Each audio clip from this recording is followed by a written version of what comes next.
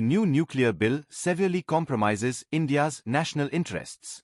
Civilian and environmental security, liability clauses stand weakened. Author Dr. Arun Mitra. The new nuclear bill, titled Sustainable Harnessing and Advancement of Nuclear Energy for Transforming India, SHANTI, passed by Parliament, has received the assent of the President of India, Droupadi Murmu. With this, it has become an act governing various aspects of nuclear energy in the country. There is a strong push towards expanding nuclear power for electricity generation. At a time when the entire world is deeply concerned about the accelerating climate crisis, which threatens to reach catastrophic levels, the pro-nuclear lobby is aggressively projecting nuclear power as clean energy.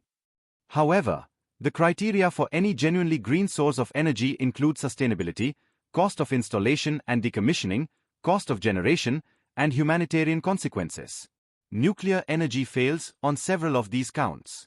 The nuclear energy process involves multiple stages, from uranium mining and transportation to enrichment, reactor installation, electricity generation, and long-term waste management. A foolproof system for handling radioactive waste is essential, yet remains unresolved globally. In addition, the enormous costs of decommissioning nuclear plants must be factored in.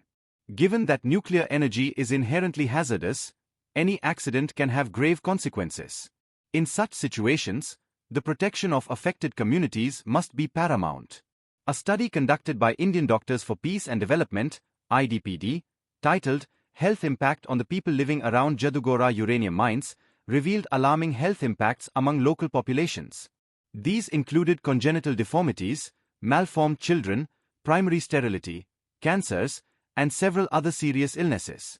These conditions were significantly higher compared to people of the same ethnic background and similar socio-economic status living more than 30 kilometers away from the mines. India began pursuing nuclear energy as early as the 1950s.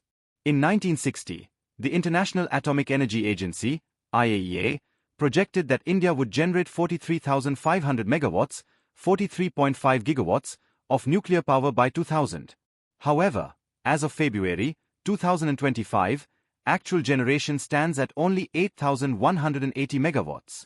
Consequently, nuclear energy contributes less than 2% of India's total electricity generation. As of October 2025, India's total installed electricity generation capacity was 505 gigawatts. The share of different sources was thermal power 44.53%, hydroelectric 9.97%, nuclear power 1.74%, renewable energy, wind, solar, biomass, waste, etc. 38.64%, and oil and gas 4.10%. Despite this poor performance, the Indian government, through its nuclear energy mission, aims to expand nuclear capacity to an ambitious target of 100 gigawatts by 2047. Commenting on this, Princeton University physicist M. V. Ramana has stated that such a target is very unlikely and probably impossible. He further points out that globally, the share of nuclear energy in electricity generation has declined from 16.7% in 1997 to just 9.2% in 2022. According to the World Nuclear Industry Status Report, the cost of generating electricity from solar power ranges between USD 36 to 44 per megawatt-hour, MWh, while onshore wind costs USD 29 to 56 per MWh. In contrast, nuclear power costs between $112 and $189 per MWh, 3 to 4 times more expensive than renewable sources. The cost of decommissioning a nuclear power reactor, including waste management, typically ranges from $500 million to $2 billion. The decommissioning process usually takes 15 to 20 years, though it can extend further. Another serious concern is the inseparable link between nuclear energy and nuclear weapons. As M. V. Ramana explains, technically speaking, having a nuclear reactor means you are going to have more capacity to make nuclear weapons. Nuclear power plants require the highest level of security and therefore demand direct and strict government control. Any laxity can prove disastrous. The SHANTI Act runs directly contrary to these requirements by allowing blanket entry of private players into nuclear power generation. An analysis by Friends of the Earth India, FO, and the National Alliance of People's Movements, NAPMA, warns that such an opening is extremely dangerous and significantly increases the risk of nuclear incidents and accidents.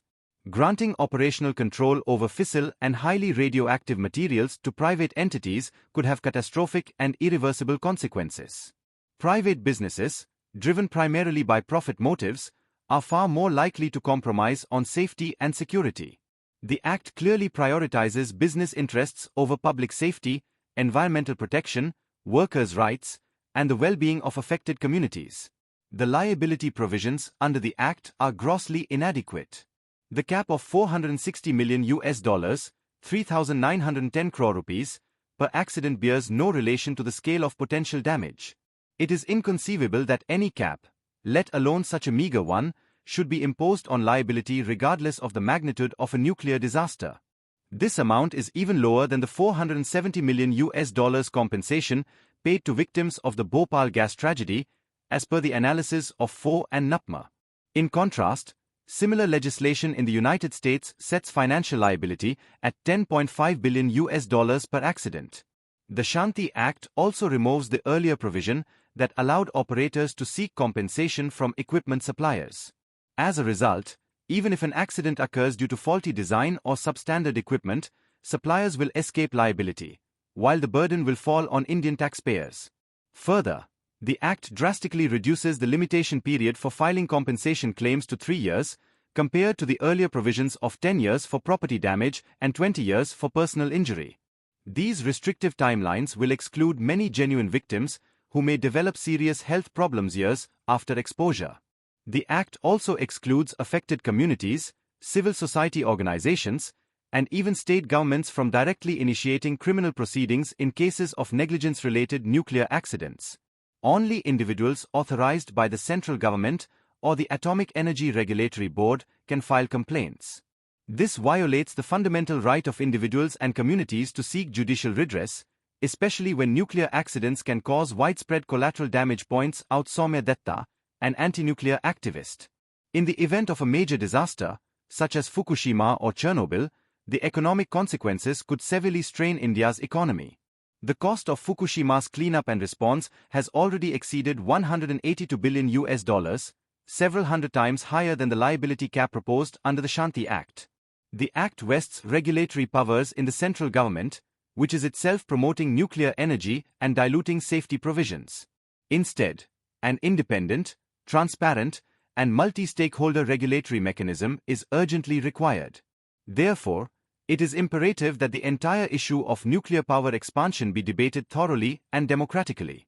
Significantly, just 2 days after Parliament passed the SHANTI Bill, allowing private participation and capping operator liability at 3,000 crore rupees, US President Donald Trump signed the National Defense Authorization Act, NDAA, on 19 December 2025. The Act advises the US Secretary of State to work with the Indian government to align India's domestic nuclear liability rules with international norms. This clearly explains the motivation.